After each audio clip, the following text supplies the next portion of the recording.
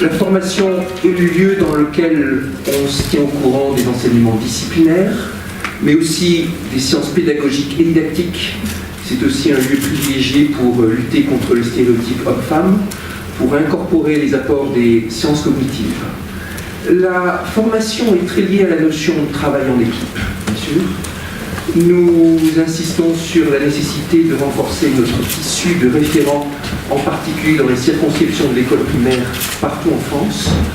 Nous insistons sur la notion de travail en équipe, en particulier au niveau des équipes pédagogiques dans les lycées, à travers un système que nous évoquons sous le nom de laboratoire de mathématiques, lieu d'échange, de rencontres, d'expérimentation, de travail sur de nouvelles pratiques. Nous insistons aussi sur l'intérêt des échanges, des visites et de l'expérience internationale. Et puis, parmi l'une des mesures que nous évoquons, il y a la possibilité, la recommandation que chaque enseignant puisse rendre visite chaque année à 3 classes d'autres enseignants, histoire de voir ce qui s'y fait, d'en tirer des enseignements. Nos enseignants se trouvent trop seuls, trop chargés, ne passent pas assez de temps, n'ont pas assez d'occasions pour échanger les uns avec les autres et travailler ainsi ensemble. Nous sommes convaincus que l'amélioration de la formation des enseignants passe par des volumes accrus de formation, aussi bien dans la formation initiale, et cela supposera une refonte de la formation initiale des enseignants et une formation qui se passe plus tôt, mais aussi au niveau de la formation continue, et cela demandera la mise en place dans un premier temps sans doute à titre expérimental, d'une formation systémique, délocalisée, dans laquelle on fasse confiance aux échanges des uns avec les autres, au travail en équipe, au transfert de compétences horizontaux aussi. Bonjour Sadiq Villani.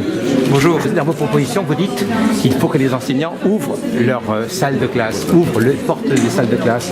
Une association, un collectif d'enseignants, l'association Inversons la classe, propose justement cela et organise chaque année une semaine qui s'appelle la CLISE. Ouvrez vos salles de classe. Qu'est-ce que vous en pensez? Je ne connais pas les détails du fonctionnement et les principes de la CLISE, mais je pense que le principe de l'ouverture de la classe est en soi très bon. Et que les contenus pédagogiques, didactiques, les méthodes gagnent à se confronter aux uns et aux autres, gagnent à l'ouverture et à la discussion. Alors, l'autre idée qui est développée, elle est un petit peu en filigrane de ce que vous dites, puisque vous parlez en fait de l'établissement apprenant. Cela consiste à faire en sorte que la formation se fasse entre pairs. Pas uniquement, mais que justement on profite de ces échanges entre enseignants pour se former. Vous en pensez quoi? Je suis convaincu qu'une formation efficace passe par un dialogue accru entre les pairs. On a des exemples de systèmes dans lesquels c'est institutionnalisé. Dans certains pays asiatiques, ça va même jusqu'à voir les enseignants qui font cours devant leurs pairs comme s'ils s'adressaient à une classe, afin d'améliorer leurs cours.